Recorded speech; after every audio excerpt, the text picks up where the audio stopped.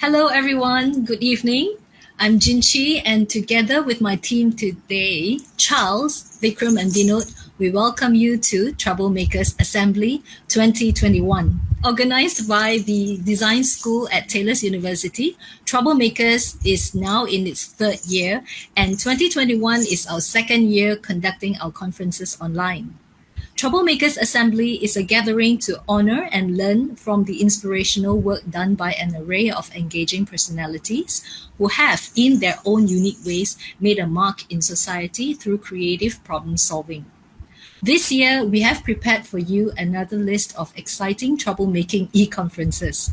This series aims at creating audience immersion through an active and meaningful content with the end objective of inspiring the audience to become their very own change makers.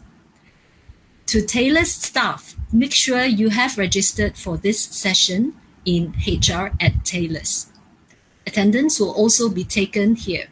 Watch out for the link that we will send later to record your attendance. For other university staff and students whose institutions require proof of attendance, you may write to us. There is a survey we have prepared for you so we can get your suggestions for future improvement. The link will be provided in the feed after the talk. Don't forget to like and share our FB page, our live feed, and subscribe to our YouTube channel. Now, let me formally introduce our speaker for this month, Mr. Kevin Mark Lowe, who studied architecture and art history in the United States from 1983 to 1991. Working alone since Small Projects was born in 2002, he lives, writes, designs, and teaches primarily in Malaysia, the country where his architectural work originates. The title of Kevin's presentation this evening is Kevin Mark Lowe on Design. Before I pass the session over to the speaker, I encourage everyone to post at least one question for Kevin in our live feed during or towards the end of his presentation, as we would love to hear from each of you. Thank you. Let us now welcome Kevin Mark Lowe.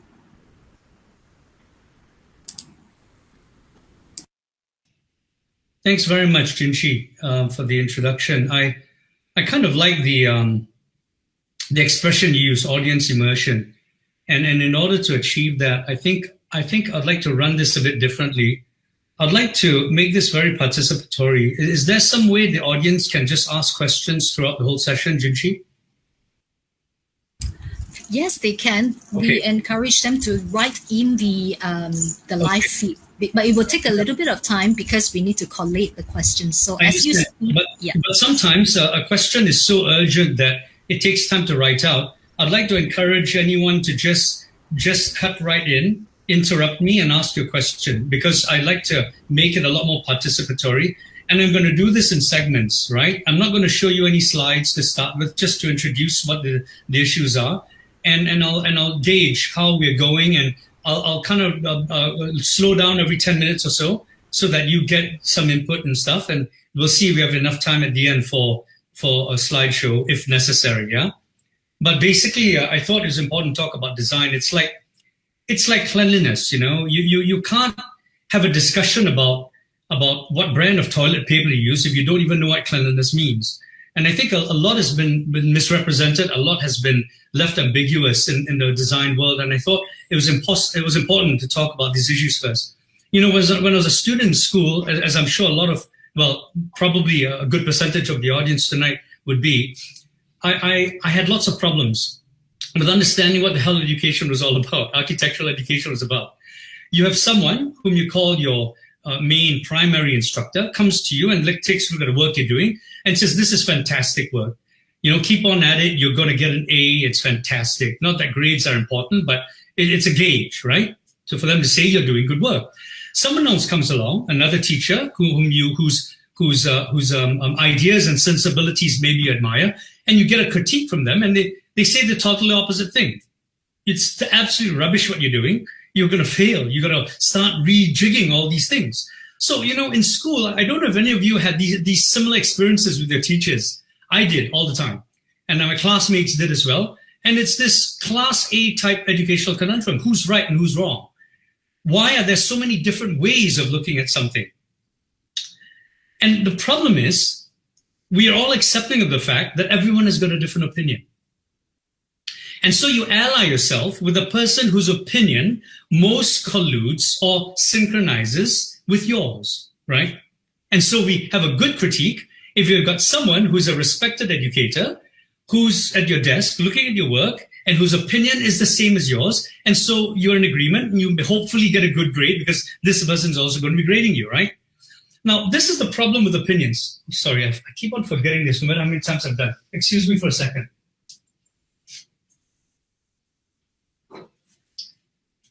Now, this is a problem. This is the problem with education by way of opinions, which is what happens and what we've learned to accept as part of our educational academic paradigm, right? An opinion is nothing more than a viewpoint, okay?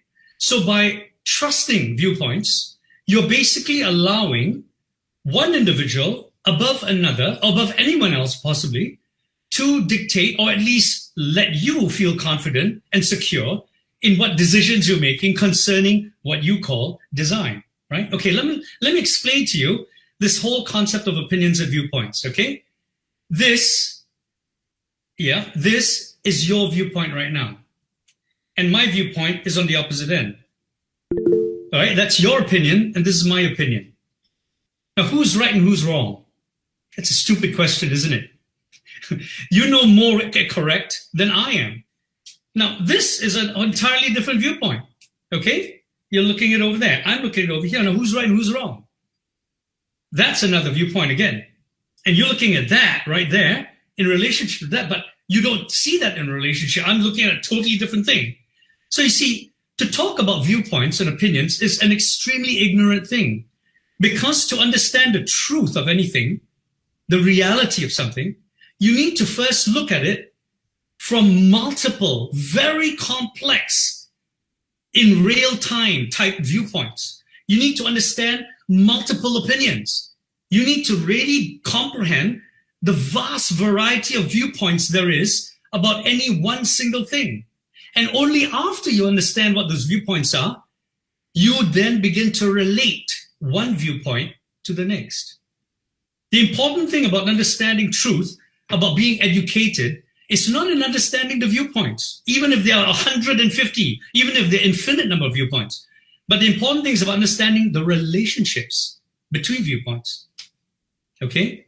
Because this viewpoint has a context. Its context is another viewpoint and another viewpoint and another viewpoint, never mind the final, viewpoint of that, right? So understanding any one viewpoint in context, in relationship, context meaning in relationship to other viewpoints, is what's going to direct you to the truth. Now, if what I'm saying is correct, the world's been educating you, architectural schools have been educating students all around the world completely incorrectly. Because when you teach your opinion, your viewpoint, your viral narrow viewpoint, your singular or maybe two viewpoints, you're not educating anyone, you are indoctrinating. Indoctrination is about believing something, whether it's that or whether it's that, without any critical understanding of its relationships to everything else. Education is about the understanding of relationships. Indoctrination is about the believing of a viewpoint.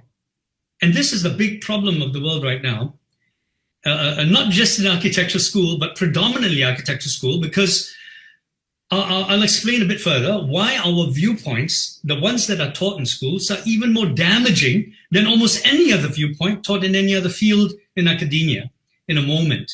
But am I making myself understood right now? Does anyone have any questions out there? Just bark it out. Don't take yourselves off mute. We're like in a lecture. You should not be muted if you have a question. Does anyone have a question? No? Okay, let me carry on then. Now, the problem with with what's happening with architectural indoctrination in schools globally, not just in Taylor's, not just in Harvard, not just in MIT or NUS in Singapore, not just in the ETH in Zurich, every bloody school of architecture. The problem with the indoctrination going on is they're teaching you viewpoints that have predominantly to do with aesthetics, with how it looks. They're teaching you, they're indoctrinating students around the world with aesthetic viewpoints. Now, that's even worse than just having a viewpoint of saying, okay, I'm just going to focus on use, on functionality as a viewpoint. That's already narrow-minded. But to focus on purely aesthetic paradigms regarding opinions and viewpoints is not just misguided, it's criminal, right? Because then we elevate ourselves to no better than a Miss World or Miss Universe competition. And then we laugh at these people when they are taught these general kinds of questions of what do you do if you win Miss World, and well, about suffering in the world. And then they have this, standard 10 answers, right? Which they try to customize with a sweet, unique smile. We are no better than hairstylists, but we pretend we're not. We pretend we are designers. When we behave no better than stylists, being, in a way, in a sense, ignorantly educated by people who themselves were ignorantly educated by the teachers before them and their teachers' teachers. Now, just to drive the point home, I want to talk a bit about Falling Water, Frank Lloyd Wright's falling masterpiece. Oh, never mind. Let's come a bit closer to home. Let's talk about one of the more recent Pritzker Prize winners, Balakrishna Doshi of India. Yeah, he's from Ahmedabad. And he won the Pritzker Prize based on sound bites, sustainable work having to do with understanding how to build in accordance to the land, climate, and all that. Now, has anyone studied his office in Ahmedabad?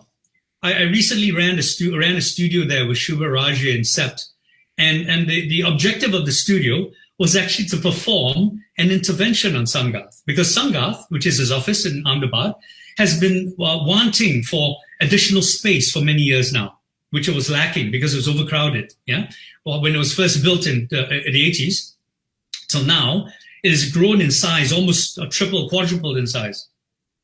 So renovation has been long needed, an addition.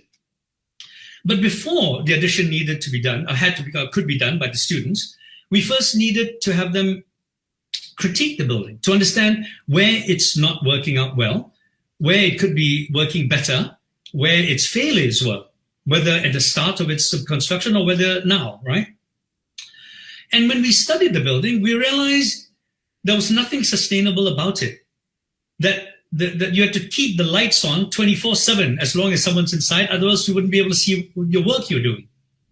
The students discovered that the air conditioning needed to be turned on 24 hours a day too, because it was too warm, too stuffy inside, being buried about 3 feet below the surface of the ground at the lowest point.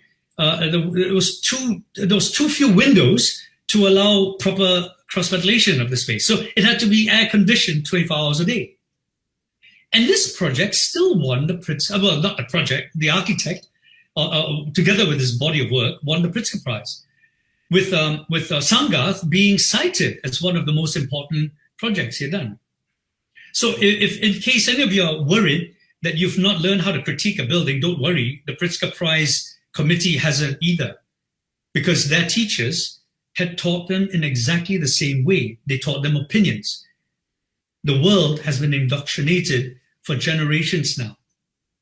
Now, I'd like to bring another example, yeah, so that you understand that it's not just limited to architecture, even though architecture today is one of the furthest behind globally in relation to the other academic and professional fields in relation to this whole business of indoctrination, yeah?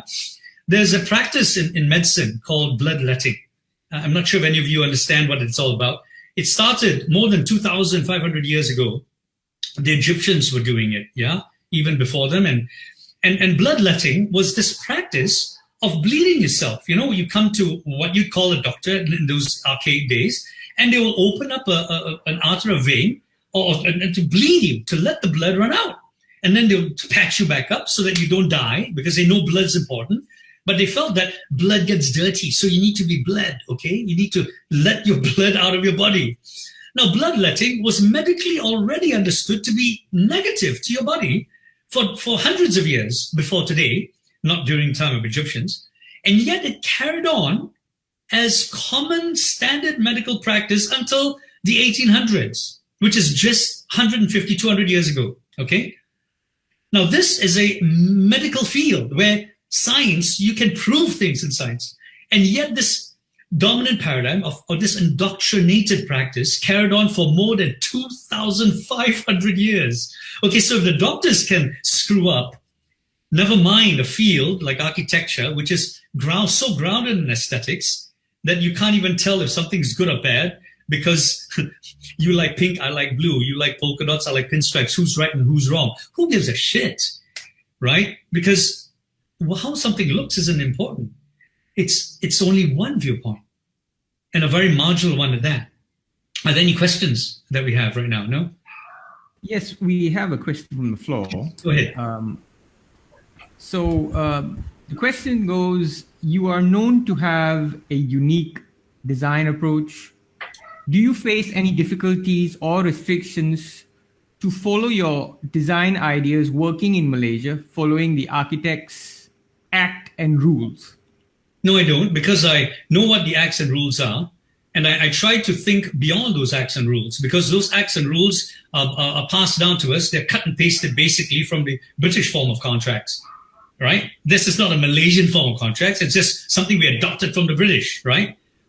And we don't understand that a lot of those laws, those rules are themselves not necessarily correct nor moral rules that have integrity built into them. One of the bylaws of the Architects Act says that you're allowed to make a percentage of the construction cost. Okay? Has anyone ever questioned the fact that means you stand to gain if the cost of the project goes up? And if as an architect, you gain if you were to specify some very rare marble from Antarctica or Iran or some forgotten country, because the construction costs will rise, and so your fee also goes up as a percentage of that. Now that's crazy, isn't it? You didn't make that marble, you didn't design it, God did. Why should an architect be allowed to make a percentage off of a material cost they had no hand in originating? This is a conflict of interest. The PAMA form of contracts, the British form of contracts, for God's sake, is a conflict of interest. No one questions that because we are all these wonderful, happy monkeys in a room that have been indoctrinated to believing that, hey, it's part of the bylaw. It's a law. We follow. It's okay. Traffic light turns red. We stop. Traffic light turns green. We go. Even if another car is coming the opposite direction. And we die. But it's okay. It's their fault. This is stupid. Okay? Now, this is the problem with indoctrination. Are there other questions? Sorry, Vinod. Yes. She has two more questions. Sorry. Yes, Jinchi. Yeah, that's from Hiba, right? That's correct. Yeah. Go ahead, please. I want this to be more interactive. Go ahead. Okay. So it's, she asks, can you please talk and explain about how do you manage your studio, your collaborations, your design process, and basically do everything by yourself without getting any help from staff? And then there's a follow-up question to that. And what are the disadvantages from working alone? I think these questions are going to be absolutely nothing about the things that I actually think you would be able to learn most about. You see, all these questions have to do with how I operate. You're trying to learn how I do it so that you can become like me. This is silly, you see. I want you to become the best person that you can be, which could be better than me. Could be better than Peter Zumthor. So I want to teach you, I want to talk to you about design and indoctrination. So I can answer these questions, but you know what? You're not going to learn a hell of a lot from them. Okay, but in a nutshell, I manage my time, I manage myself, I manage my clients, I manage money, I manage them all by not looking at opinions or viewpoints. I look at relationships. So if a client tells me, look, this is not a good design, I don't like it, what you've done, I tell him, that's your opinion. Now let's talk about the relationships of what I've done. So I talk to him about, first, economy, the materials which are in good supply and easy to get so that you won't run into construction problems halfway through, delays. I talk to them about morning sun, the good light, morning, the bad light, the midday, and sometimes the evil light towards 3 o'clock in the afternoon. It gets very hot. And I talk about how spaces inside each room are arranged in such a way that they avoid the bad light and they welcome the good light. Breakfast, kitchen, nice to face the morning sun. It's not too hot. It's a cooling part of the day. You do not want to put the bedrooms facing west because you're sleeping there just a few hours after the sun sets. that room is going to suck up all that heat over the day, you're not going to get a good night's rest. And that's why you turn on your bloody air conditioners. But if you put your bedrooms on the east, or you protect them from the hot west sun, you'll have cool bedrooms. And trust me, all you need is a ceiling fan, even in the hottest months. You cannot imagine how much money you save from air conditioning. And air conditioning, you don't feel it because you're all young right now. You wait till you turn in your mid-40s and your early 50s, and it would hit you like a tsunami. Let me guarantee you, bad health is cumulative. It becomes worse the older you get because of all the crap you were doing to yourself when you were young. Okay, air conditioning is one of those things. Smoking, yeah, eating after 10 o'clock at night, eating after 8 o'clock at night. Okay, that's a whole other story, which I think I spoke with this team earlier about. But you see, it's all about relationships and understanding things so that you can explain to the clients, look, what I'm doing for you is not a viewpoint. So get off your viewpoint of how it looks, or how much different it's going to be, and whether it can be published. That's a viral aesthetic viewpoint. Let's talk about relationships. So this is how I'm able to make sense and reasoning with my clients. How do I work alone? I manage my time. I look at the relationships. Is that right? I look at relationships in any one project. There are always these bottlenecks in any project where a lot of work needs to be done. The construction documentation, a lot of work needs to be done. Yeah, the process of Sorry, Kevin. Sorry to disturb you, interrupt you. There's a question from Jenny Chow, and she says, "Hello. Hello. Thank you for organizing this talk. Can you share your critique about kebun-kebun in Bangsa?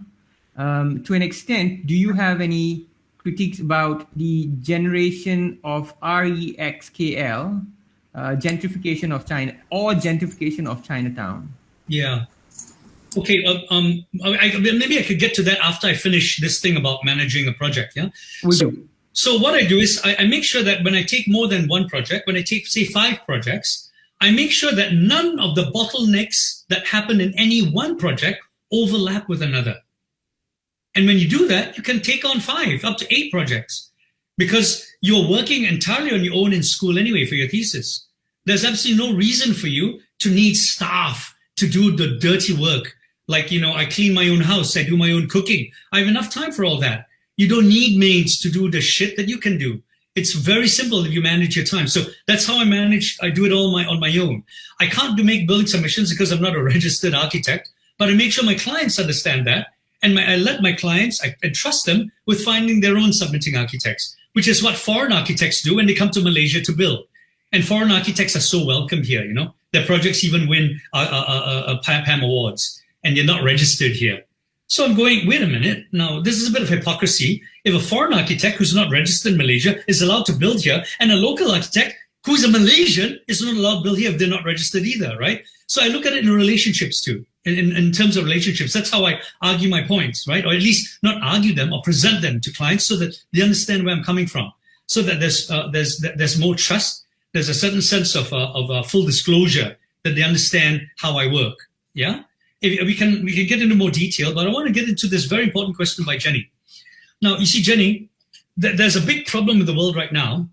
It's something that I call creative communism or creative capitalism. Yeah, they're both the same thing in a way. Creative people, without understanding the needs of any one community, and when I say community, I don't mean a group of people with the same interests. A group of people with the same interests is just a group of people with the same interests. Call them hobbyists, call them whatever, right? I mean, obviously, they're not a community. We like to call them a community, or they like to refer to themselves as community because it's all cuddly, fuzzy love shit that's going around the world right now. But they're not a community, because if they were a community, the Petronas Twin Towers would have been called a community project. Why? There's a client, they're consultants, there's a contractor, they all have the building in common. They're a community, but it's obviously not a community project, okay? So this is the problem. We use the word community to describe something which many people have interest in, but it's actually just a hobby. A true community refers to people proximal to the site, who live closest and work closest to the site where an intervention is happening. That is a real community. Now, the problem with a lot of projects in the world, not just the Kebun Bangsa, not just RexKL, all headed and run by the same usual suspects, is that they call themselves beneficial to community, societal betterment, community-type oriented projects, but they have nothing to do with the community that actually sits around those projects. They, in fact, do things without even inquiring what the community's needs are, whether they'll be interested in participating. Yeah? And it was interesting, I had a recent chat with Robert Powell about this, in fact. And it shocked him to understand that he had never thought of community in that way either. And Robert Powell is not a green thumb by any means, okay? He's been a professor at NUS for years. And even he had not thought of community in specifically that way. So we all suffer under this common paradigm of accepting a word as positive without really questioning what it means. So to get specific about your examples, the Kebun Bangsa did not conduct any kind of a need program. They did not visit any of the neighbors before they applied for the license from Tenaga and DBKL, before they took over the land and started doing stuff. They originally had 3 phases. The neighborhood I lived in was phase 1, and they vomited it on the community. It was a launch rather than a fact-finding mission. Yeah, it was a launch. And the community reacted very badly. They asked me to petition against it, which I did. And then, of course, then all these comments about, oh, this person has got personal issues about Mr. Ng Sek San and all that, when it was actually not the truth. The truth is that no one in the neighborhood of Taman Wenglok, which is where I live, was consulted about this project. They were the community, living closest to it. Mr. Ng had bought a house in the neighborhood and had converted it to a dirty little bed and bread. It wasn't even a bed, I'm sorry, it was a hotel, okay? Another one of those dirty Sekupping projects. And this Sekupping project, no one lives there permanently. The caretaker, maybe, okay? The guy who cleans the place. It's just appropriating a location in the neighborhood, the charm of the neighborhood, because it used to be quite cheap to live in. It's not anymore because all these creatives have moved in. And the moment you gentrify a place with creativity, the prices of everything skyrockets. Benjamin Yong, who's in business with Mr. Ng Sek San and Kamal American, they do this thing with and they use the Rohingyas to brand it, yeah, with Benjamin Yong's brand of big restaurants. Now, he opens restaurants there, and where you buy a cup of coffee for over 10 ringgit, an entree is like 50, 60 ringgit. And this sort of activity done by businessmen, I don't even want to call them entrepreneurs, they're businessmen. The moment cost rises, everything becomes difficult for the people. The gas store that used to be on that service row of shop houses have gone because they can't afford the rents anymore. There was this wonderful old lady who used to serve 3 ringgit konlo mee. She disappeared because Benjamin made an offer of rental that she could not afford. And she said, oh, no, it's okay. I need to retire anyway. Hey, hello. When people retire, they die faster. They do. It's a proven fact, okay? So all these services, the electrician that used to be on that row is no longer there. They're all high-end restaurants selling food that the neighbors cannot afford, yeah? Only 2 restaurants are still, 3, sorry, are still somewhat reasonable. Mary's Curry Shop, she's fantastic. Mary's Spicy Corner, sorry. She's fantastic. All home-cooked Indian food, delicious. And I'm not going to brand it too much because I don't want it flooded with a whole lot of, nobody's wanting to be somebody because, I'm advertising, but her food is delicious. Baba Lo is still affordable. You can get a good breakfast for below 7 ringgit and a lunch for below 10.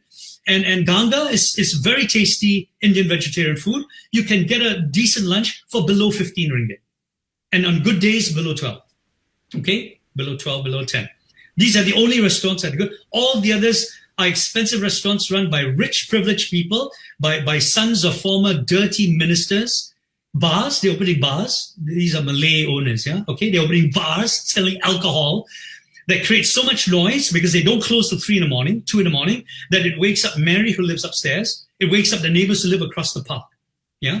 Now, this is what happens when a neighborhood gets gentrified, when so-called creative people Start opening businesses that deal with creative looking environments, creative looking bars, creative looking food. Oh my God, you're a chef. How creative. I'll pay 60 ringgit for that lovely looking piece of crab. Wonderful. And then, of course, Mr. Ng wanted to appropriate that piece of TNB high tension wire reserve to create a park, because it was then a nice link from his property he bought, his hotel, to link people to the park and create this kind of buzzy, fuzzy love. Oh, we're into farms and farming and all that. Now, look, community farming makes sense if it is started by the community. Okay, number one, because then the community really farms and they have vested interest and they live next to it, so they don't have to drive their cars from all over the Klang Valley to go to the kabun. This is what's happening right now, right? And the kabun is so badly sited, you have to drive there. It's too dangerous to walk. Some people walk, but they take their lives into their own hands. So very few people walk. So firstly, a community garden is a good thing if it is started by the community, not by hobbyists pretending to be a community and saying that this is for community, okay? Number two, even the act of community farming by a community is not as intelligent as garden farming conducted by each individual household. I'll tell you why. The reason why community farming has taken off is because it's taking power out of the hands of the big supermarket chains, the ones that produce commercialized food, and you grow your own food. How wonderful. It's a good thing. The problem with so-called community farms started by hobbyists that pretend to be a community is that they have hired gardeners to tend to it because the community doesn't live close enough to farm it day to day, to take care of it properly. So they need hired people to do that for you, okay? And the problem with appropriating a piece of land that's large enough to serve a large enough group of hobbyists is that you're merely re-centralizing what you started to decentralize. Okay? Now, when you farm in your own apartment, as long as you've got a balcony window, you can put a little planter box there. I've got a friend, I can post some pictures of these amazing fruits, tomatoes, chilies, four-angle beans he grows, okay? You don't need a plot of land. You do your own composting, you grow your own plants, you grow your own vegetables down. That is true decentralization. The most intelligent people in the world understand that even community farming doesn't get you the mileage, but your own household farming does. And it really teaches you how to do things. And then the whole idea of a hobbyist group like the Kabun Bangsa would be to hold workshops in someone's house or someone's property where people can learn all the tricks of the trade. You don't need a huge piece of land to do that, disrupting the lives of the people that live on either side of it. Someone who complains that the poo from your cow and your old McDonald's farm is creating a nest of flies is ignored and in fact vilified by the hobbyists who say, oh my God, how dare you criticize community farming? It's supposed to be good for you. Now that's projects like this. Sorry, go on. Sorry. The questions coming in thick and fast. So on the same note, the imposition of an idea onto a community, Baluchandran asks a question. He says, can you share your thoughts on the Penang reclamation project? Yeah, I mean, so that's one part of his question. He goes on to also ask how all these star architects emphasize about sustainability in their own country, but they don't give a damn when they step into other countries, perhaps two-faced. You know Balachandran. Sorry. It's Balachandran. Balachandran, you've answered your own question more eloquently than I could have. You can see the hypocrisy. And this is a problem with star architects. They are no longer mindful of how their actions are viewed and looked at upon by others. So yes, Bjarke Ingels and the rest of those famous architects are predominantly hypocrites. They don't understand what it means to actually practice integrity in their work. Look at so many firms in Europe.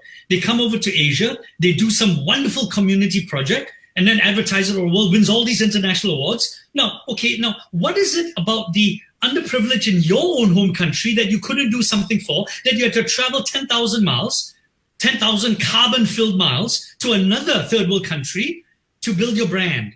That's crazy, isn't it? Like underprivileged people don't exist in Sweden or Norway or Denmark. You got to come all the way to Thailand and Indonesia to do your little pet sustainable community social betterment project. Now, this hypocrisy is crazy. Yeah. And so you are already seeing through the facade of star architecturism. Yeah. It's a dying trade. So don't harbor, all of you, stop harboring these hopes of becoming one of them. They're a dying breed. They become extinct, Don't belong to coming back, I mean, do you away from that work? Sorry, go ahead. Apologies. Do you think the reclamation project in Penang is a bad idea? Of course, it's a nasty idea. You see, anything that you dump into existing bodies of water kills whatever ecology is in that body of water, right? Look at the Straits of Johor. It's hardly moving anymore. Why? Because the causeways were not built correctly. They stopped the flow of water. So that's just a causeway. It's just a thread linking one country to the next. What do you think acres of land is going to do to a coastline? The Penang reclamation project is not about progress. It's about making money. We all know that, So we don't have to ask questions about it anymore. The moment you'll see a mega project, it's bullshit. Mega projects are rubbish. That's why I try not to take on any. Yeah. Okay. There was a question earlier which I didn't want to interrupt you while you were talking, but it was asked by Vishal Singh, and he wanted to know your views on the falling water. Okay. So firstly, Vishal, hi there. I don't present viewpoints, as we discussed earlier. Yeah. My apologies. He said he wanted to know your thoughts. Okay. I like to discuss relationships. Now, falling water. Frank Lloyd Wright himself self-branded himself as an organic architect. I think he was going to coin the term organic architecture. So that's what we've all learned from our teachers and their teachers who did not themselves study what organic architecture could really be, right? Now, when you think of the word organic architecture, a lot of terms come to mind, and I actually, in fact, taught by historians like William Curtis, by respected architectural critics from the First World, as being sustainable, as referring to the land, as being very, very one with nature, with our ecology. Yes, that's what we've become to understand of organic architecture. It's very environmentally friendly. Yeah. Now, falling water, in what way is falling water environmentally friendly? Or in what way is it organic? It doesn't look organic. It's got some stone by its fireplace. It's got a bedrock from the waterfall that sticks right into the hearth, right by the fireplace. That's kind of organic. And the flooring is these huge slabs of shale stone. Yeah, it's quite organic. But when you look at it from the outside, it's rectilinear. It's not very organic. But you can see through it. It's very transparent in the horizontal bands of windows, so you can see through it. And it feels organic because, in a way, there's a nice contrast between the horizontality of it and the vertical birch trees sitting all around the site, right? So maybe that's what they mean when they say it's organic, the flooring, the bedrock inside, the contrast. But wait a minute, if it's contrast, you could drop a block of stainless steel inside the trees and that would still be contrasty, right? Is that organic? No. So the word organic, firstly, critically, has never been really analyzed. Why does Frank Lloyd Wright call it organic architecture? Because it grows from a center. Maybe, I don't know. But no one has ever studied it. No teacher I've ever known has really been able to define organic architecture the way Frank Lloyd Wright meant it in a powerful way. Okay, now take this. The most important thing about falling water, the most noteworthy thing about it, yeah, it's not even its horizontality. It's an amazing cantilevered balcony, isn't it? That's the one that we all identify falling water with. It's cantilevered over the waterfall, right? How fantastic. What a structural feat. How organic. Yeah. But you know what? A huge cantilever like that is like an umbrella. Umbrellas cast shadows. Okay. Now, what do you think happens when you put a huge shadow over a body of water? The moment you have shadow over any piece of land, Try putting a shadow over your garden lawn. Will any grass grow there? No. Anything that has a shadow over it ceases to grow. Life stops because all living things are sun things. We are all sun beings. We need sun. Human beings have melatonin. We need to have sunlight. Even during this lockdown time, you're advised to have at least 20 minutes of sun a day because it creates greater resistance in your body. Yeah, that's just the human body. Now, what about the organisms in the water? That amazing ecosystem, that unbelievable ecological system that used to once exist right where that shadow now sits in falling water. Is that organic at all in the least? No, it isn't.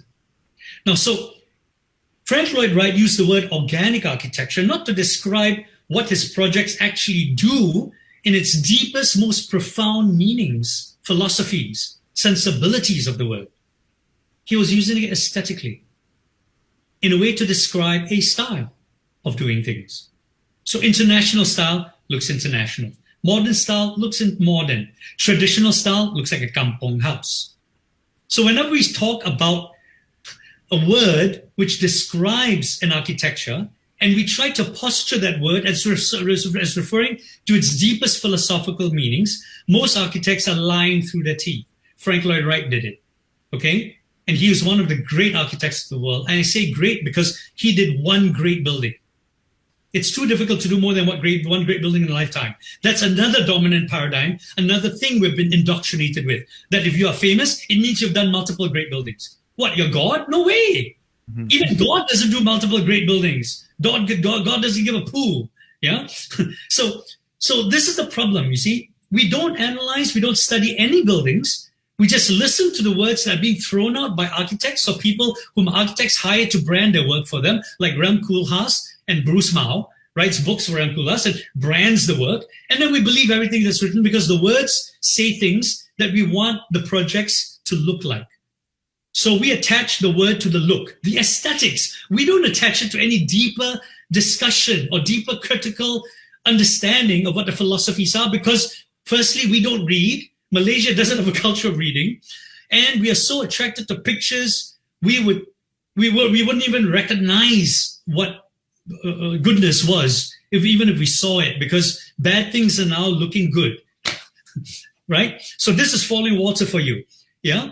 Where would you put your kitchen in a house in the northern hemisphere? You'd put it facing the sun, the morning sun specifically, or maybe to the south, because the kitchen is the most busy part of the house. It's the center of the home in a way. Where does Frank Lloyd Wright put the kitchen in falling water? If all of you have studied falling water so well that we know it, that we love it, it's a beloved building. He sticks it in the northwest, the worst part of the house, in the dirty little tiny corner. It's boxed up in a little room. You can't have people around you when you're cooking. But you see, this is the problem, you see? And I'm not being critical of the teachers at Taylor's specifically. I'm being critical of teachers all around the world. We are referring you to case studies, to projects in magazines that we ourselves have not studied, that we don't know if it's good or bad. We just believe the words that's been said about them by someone who's branding the work. Whether it's some silly magazine like Al Croquis or Global Architecture or the Architectural Review. They're all fashion rags. They are architectural pornographic magazines, the equivalent of architectural porn. Long legs, beautiful breasts, a few vital statistics. Wow, I love Miss July. But you're not supposed to fall in love with Miss July. You can't. You only fall virtually in love with her. You lust after her. That's what architecture has taught you how to do. It's indoctrinated you to look at architecture the same way you look at porn stars, okay, centerfolds. And the reason why you're not supposed to develop an understanding relationship with a porn star is because if you did that, you wouldn't move on to Miss August. Okay. Playboy wouldn't sell the next few issues. You're supposed to forget Miss July. Start falling in lust with Miss August and Miss September and then Miss November and October, November, December, and then after that, right? This is what architecture has indoctrinated 5 generations of architects to become, to do, to worship architecture aesthetically, like centerfolds, without understanding any deeper significance of where a certain scar came from. Where did that scar from Miss July come from? Oh, it was an airbrush. Okay, but if the photograph didn't airbrush it, where did it come from? Oh my God, I didn't know that. She was raped when she was 14 years old. You're not supposed to talk about these things in a porn magazine. But you begin to understand maybe that's how that it's made her what she is. And you begin to understand the person. You see, the same way buildings can reveal their flaws. As human beings are imperfect, so are buildings. And by understanding their imperfections, you begin to appreciate what they really are, the same way you appreciate a human being for what he or she is, through understanding what they really are, imperfections and all. And then you can understand, actually, that's not a very nice person. Imperfections and all. And that person may be imperfect, but my God, the goodness of what that person does or what that building does is enough to outweigh the imperfections. And I can critique it like that because I know the stuff that lies behind the airbrush scar. Does that make sense, Vishal? Okay, sorry, another question. Yes. So what was the thinking that underpinned the material selection of the PJ Trade Center? Okay, it's not just the PJ Trade Center. PJ Trade Center was a series of buildings that are called garden shell buildings. And the garden shell buildings were a big experiment of mine to explore how much you could actually build that didn't need to be maintained on the outside. You need to maintain on the inside all the time, of course, termite control and cleaning and all that, but outside at least, because building maintenance on the outside is one of the biggest cost expenditures of all big buildings in the world. And I wanted to experiment with what kinds of materials I could use that didn't require any maintenance. Now, if you notice, the PJ Trade Center is looking a bit crappy right now. It's been close to almost 10 years now that it was completed, and it's looking a bit weird. One of my female students actually said that those ficuses growing out on the screen wall looking like pubic hair, and not in a flattering manner, she said. And so I don't know where it's going to lead, Right. But I mean, but if the experiment has failed, we will know it, and I will know it, and then I will try to improve on it. Because architecture, first of all, it's about the practice of architecture. You run an architectural practice, okay? It doesn't mean you're perfect. You're still practicing. So as long as clients know that you are doing the best you can, and whatever mistakes you've made, you see to them, and you find solutions for the problems that come ahead. That is what I'm committed to doing with whatever projects I do, even if it's 50 years. My buildings don't have a lifespan. I'm not void of responsibility after 15 years. The same way I think it is in the PAM form of contracts, right? Another reason why you should start questioning what they're doing about the PAM contracts. Change it, because you guys are young enough. Change it from the inside out. I didn't want to change it from the inside out because I had too many other more important agendas. And I thought I was better off changing it from the outside. But anyway, the choice of materials had to do with this exploration, this experiment as to what I could do to reduce building maintenance. So were the materials like, if I'm not mistaken, it was cement facades and brickwork inside, and then you had the metal black frames. Well, the external finishes were an overburnt brick.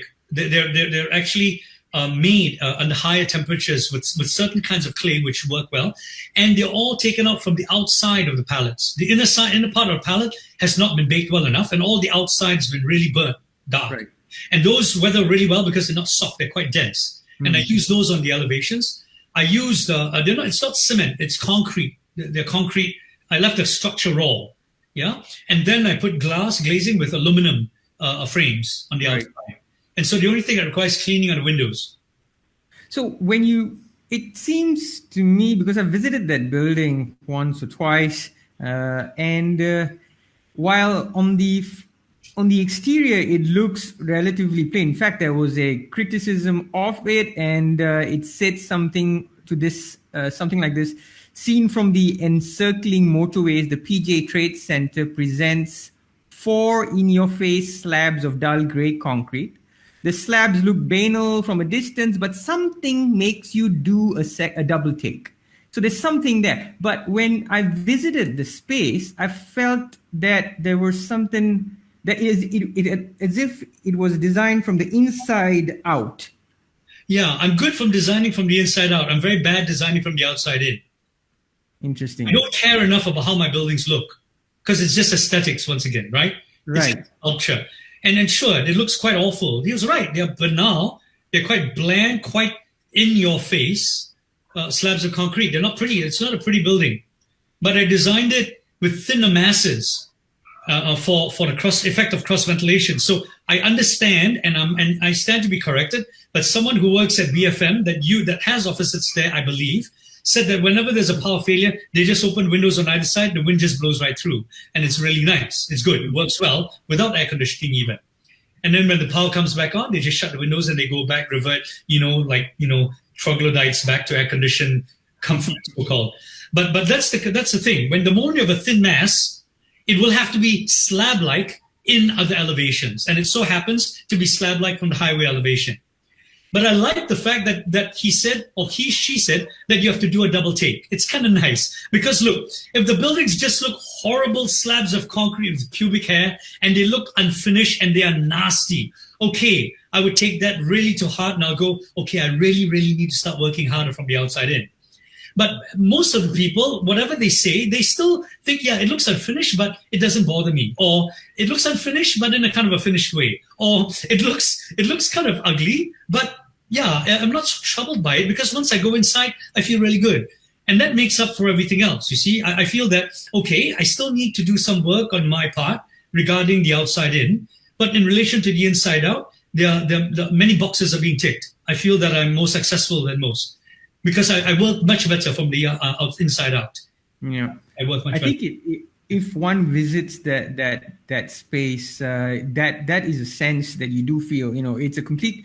You're a little unsure looking at it. I personally, when I looked at it the first time, I kind of liked it. I loved it, right? So in fact, me and my wife, we went there for the first time when we were intending to buy a place to stay in. Until we actually went, I believe there's a residential section.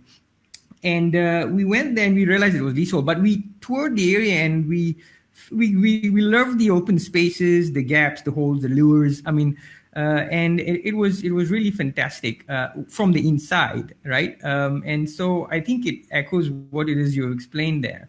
I'm just wondering, how important is empathy in your design process? I'm not empathetic at all. I just care about making sure that the wind blows through when I want it to, that I don't need to rely on air conditioning, that I have as much contact with the outside as I possibly can. I love the outside. And you know what? All of you right now love the outside. You're stuck in your bloody houses, right? And only when you're stuck in your houses do you love the outside? No, you should love the outside anyway. The outdoors is fantastic. So I'm not empathetic because when I design a building, I make sure I first and foremost design it for myself. And I design it for myself in a way which I feel best resonates with what I believe other people would also like, would also appreciate in their lives as needs, not as wants. Because we know about everything we want. We want that latest new iPhone 25. We want that latest new BMW or that Ferrari if we're rich enough. We want that bloody 24-month trip around the world. Okay? But wants do not really give us the payback. It's needs that require to be answered, Yeah. I have a quick question, again, a short question, but how much of the material that was used to build that center locally sourced? And is it important? It is important for something to be locally sourced and not be imported because even though an imported item, like, marble from China is cheaper than marble from Ipoh, believe it or not. Even though an item may be cheaper from overseas, it's all because of this twisted logic of economics that makes it cheaper. It's about economy of scales. You get 1 million tons exported from China. It's of course cheaper than half a ton from Ipoh. You see, this is the twisted logic of economics. But even though you might be saving the client money, you're costing the world a lot bigger price. So I don't try to save money for my clients as much as I try to do both. As much as I try to answer both questions, to save clients the cost as well as the earth. I try to look at the bigger picture, the relationship, right? Right. For the PJ Trade Center, most of the brick was sourced from Johor and maybe Pahang. and maybe 15% only from KL. So I can't say that it was sourced locally, but none of the brick was imported. Yeah, the concrete was all, of course, local. The window frames were all by a local supplier. What was the only thing that was imported? I can't think of anything actually that was imported. Okay. There's a question from DDK. Hi, Kevin. You mentioned in your book that the garden shell house was an experiment. Can you give us an update on the cement bricks and its condition?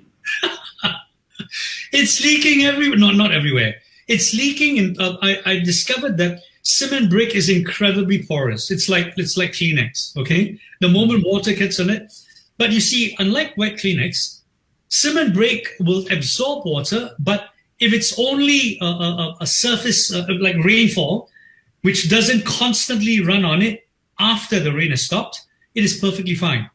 But wherever the water continues to run after the rain has stopped, it collects on a certain area and constantly runs on that particular area. Maybe it's a corner, maybe it's an angle somewhere, maybe it's a particular part of the wall where the water so happens to keep on dripping over. It will run right through a full brick wall, a full cement brick wall. It will run through. So there's some walls on the inside which have turned moldy, which I'm in the process of rectifying from the inside out, and also introducing flashing in certain areas where to avoid the constant running of water on those areas. So it has failed in, I think, about 6 areas. I spoke to my client not so recently because of the lockdown. I've not spoken to them since the lockdown last year, but maybe a couple of months into the lockdown, I had a chat with Soma or Sam, who said that yes, some bits are coming in again, and yes, some flashing needs to be put in. So in certain areas, yes, it's not worked out. But okay, all in all, they still invite me for their amazing nasi lemak, and I guess something must be okay, Something must be right. Maybe they want the guarantee, like you buy a Land Rover, right? They give you a lifetime warranty. That means you bring your Land Rover back every week because it keeps on failing every week. In my case, the lifetime guarantee is not every week, and I still get to eat nasi lemak. So I guess that's the whole thing. Yeah. Okay. This one is a bit of a long quote, which I want to put to you, and I want to get your view on it. So just bear with me. If you need me to read it another time, just tell me and I'll read it again. JT, we can't see all the questions on the scroll, scrolled on one side. I can just go through them one by one then, Okay, here we go. So I'm going to read a passage written by an architect. I will not mention who he or she is. Sure.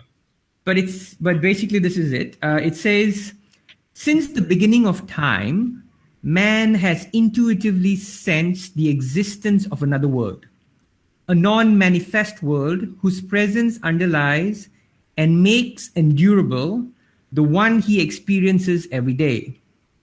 The principal vehicle through which we explore and communicate our notions of this non-manifest world are religion, philosophy, and the arts.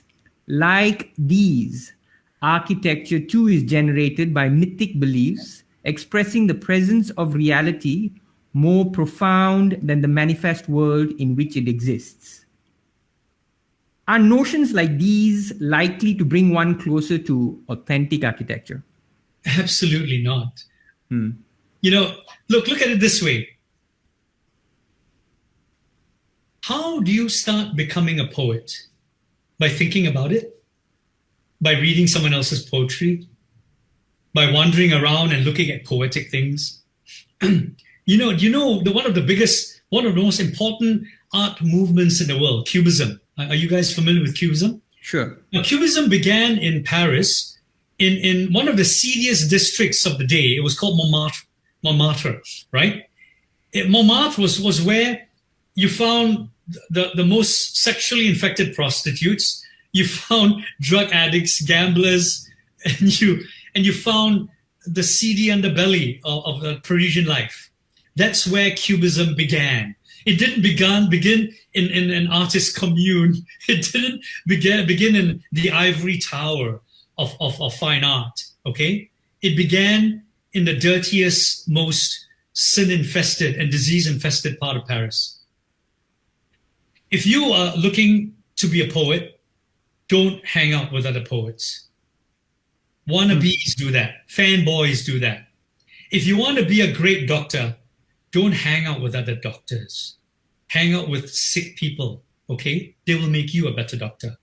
If you want to be a great architect, don't hang out with other architects. Stop reading architecture books.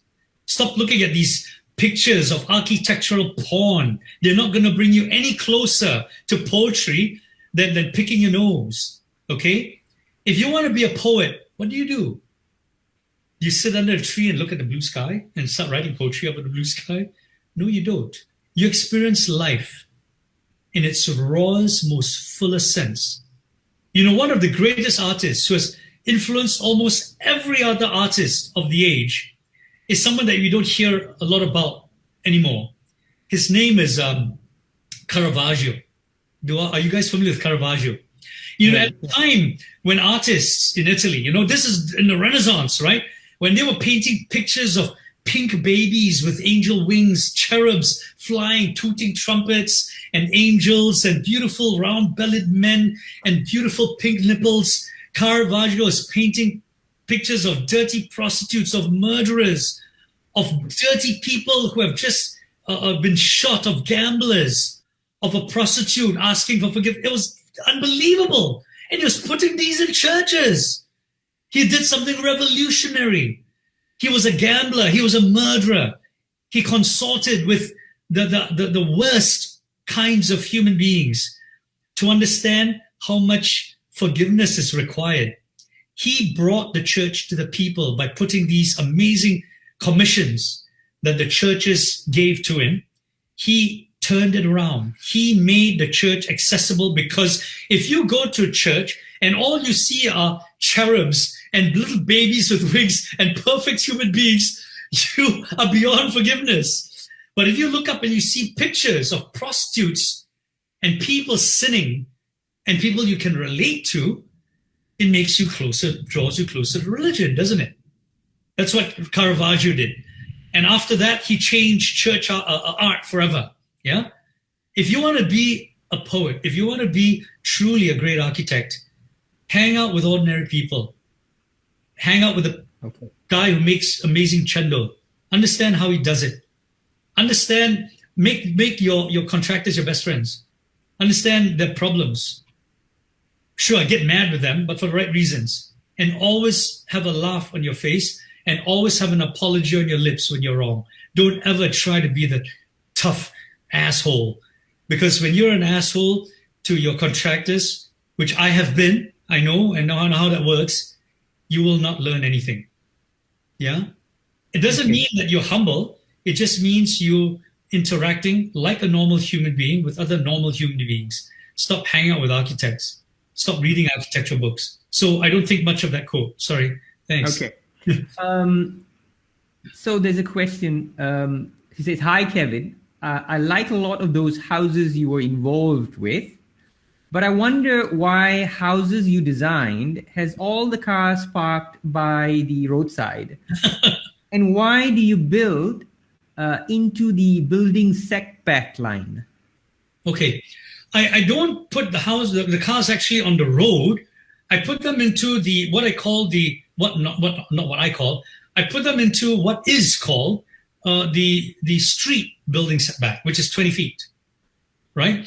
The reason why I do that and I line them up all along that edge is because I don't want to rob the site of valuable land. A house is for people, not for cars. It's crazy to stick this, you know, not all of us are Robert Downey Jr. Not all of us are Tony Stark. We don't have this Iron Man mansion on the cliffs of Malibu with a garage and a workshop that looks like where Iron Man would want to invent stuff and put his multi-million-dollar car collection. Okay, and that's rubbish. That's for privileged, entitled people. Yeah, Most of us are normal people, terrace houses. What are you going to stick your car in the living room? That's silly, isn't it? So what I try to do is I try to stick the car as close to the road as possible without getting summoned and being asked to demolish what could be called a temporary structure. So I put the car park in the building setback area, and in the building setback area, you are allowed to build a roof to 10 feet from the setback line, from the boundary line. So that's why I put a rolling thing, and some of them have rollers. You can roll the shade all the way out to the boundary, but because it's a temporary structure, when they come to inspect, you just roll it in, and then it becomes part of the 10-foot shade. In some scenarios, because the clients were good friends with their neighbors, they talk with the neighbors to say, look, I'm going to be building my wet kitchen right up to the setback. Since your wet kitchen is there also, is that okay with you? If it's okay with you, let's shake hands. And the moment you shake hands and you talk nicely like friends to your neighbors, everything's okay. You develop a relationship with them. The only reason DBKL ever comes to tear anything down is because you've been a bit of a butthead, like the Kabun people. They don't talk to the neighbors. They behave badly. Of course, the neighbor's going to complain. So you're going to do something that's illegal by DBKL standards. You talk to your neighbors first. Look, I'm going to do something illegal. I'm going to build something right up to the boundary. Is it okay with you? If it's okay with your neighbors, whose right is it to complain? No one is going to suffer from that. Your neighbors already agreed. So you see, a law itself, we can talk. Maybe I'll round off with dominant paradigms laws. Okay, laws themselves are very stupid sometimes because they purport blanket treatment over everything, when really a law is primarily binding when it happens between two people. It's about negotiation and agreement that is fair. Yeah, that's how laws are made, and then they apply to everyone, whether you like it or not, which is crazy. So that question illegally. They did everything by the law, but everything they did was completely morally illegal. Okay, next question. Sorry. Right. No, the question was from CL Ung. Okay. Thank you, okay. CL. I think we have more or less come to the end of the session. But I would put one last question. One last question to you. So the late Indian architect, Charles Correa, said he thinks he became an architect because of toy trains. What made you become an architect? Sorry, because of what? Because of toy trains. So let me, I'll read it a little bit more so that you can understand the context. He would use these old Hornby tin plate track, reorientating the tracks and the layouts, and marveled at its flexibility. Okay. The set would go back into its wooden box. Okay. Only to be reincarnated the next day in a totally different, new formation. Okay. So, what led you to be an architect, and were toys involved? I'm afraid I don't have these really poetic kind of answers, that sure. All famous architects or, famous architects wannabes always have these wonderful anecdotes and stories. No, I wanted to be many things when I was a kid. When I was 5 years old, I wanted to be a fireman. I wanted to be an astronaut. I wanted to be not a race car driver. I wanted to be a scientist. I wanted to be a cook, not a chef, a cook. I wanted to cook. I wanted to be a hairdresser, not a hairstylist. I wanted to learn how to dress hair, to be a barber or a hairdresser. I wanted to be many things. And when I grew, and also I wanted to draw things. I drew buildings all the time, but I also drew jet plane engines. I drew all kinds of things. And when I got to an age where it was time to decide what it is I had to study, I picked the only thing that Chinese Asian parents would approve of, architecture. Of course, Chinese Asian parents want you to be a lawyer or a bloody doctor or something that will make money, right? But my mom and dad were very, very supportive. They whatever decision I made, they'd probably have gone ahead with. But I didn't want to rock the boat, My brother went to study medicine, and I thought, well, I better study something that would, not make them too upset. So I said, okay, let's study architecture. And of course, I was totally cool with that. But although I think short of becoming a male prostitute, if I said I wanted to study something else, I think they would have been supportive. But something, a part of me makes me wonder, if I'd been a mountaineer instead. I wanted to climb mountains. I wanted to also climb mountains and to ski mountains my whole life. And I wonder what path I would have taken if I had done that. Because today I would be probably a ski patroller. I'll be skiing. I'll be climb mountains every day. And I think it'd be a very different life. And you know, I think I would have loved it still very, very much. Or maybe a surfer, you know, professional surfer. I would love that. But you don't make money doing these things. You do it because you're in the outdoors, you know? So I don't have a special answer for that. But if that answers your question. Okay. Well, with that, yeah, it does. Thank you very much. With that, I'll hand it over to Jinchi. Thank you, Kevin. Thank you, Vinod. Those questions were really good, and we get to know you and your thoughts about all these questions that have been asked. So with that, we are very happy to have everybody with us today. And thank you, Kevin. Thank you so much for sharing your knowledge and your thoughts with us. Not at all. So thank you very much for inviting me. And I'm very sorry about the Facebook posts and the debacle with the poster and all that. I think I'm as much to blame as you guys are. I just apologize for that. Don't worry about it. It's all behind us now. Terrific. So yeah, thank you so much. It's really great, and maybe we can keep in touch, you know. Sure. And good to have you here with us. And also thanks a lot to my team here, Vinod, Vikram, and Charles.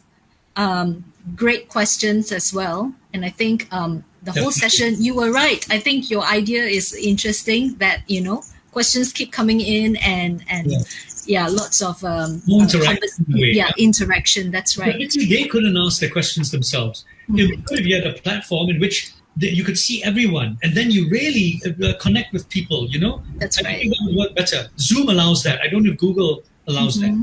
But anyway, do you need me to stay on after this? If we have any other questions from the floor later on, of course. could we send to you and you can email back? All right, great. Thank you so much. So Jinchi, if we can just thank all the participants who, not participants, but rather all the viewers who were online today, who, you know, spent their time listening to Kevin. I think there were 88 at the most, 88. So yeah, lots of engagement. Lots of questions as well from I think some of them are not Taylorians, some of them are Taylorians. So everyone, thank you so much for taking the time to be with us, and especially it's a weekend. So we will come back again very soon for the next Troublemaker e-conference series. Yeah. Thanks very much. Thank you. All right, take care. Thanks a lot. Thank you so much. Thank you, Kevin.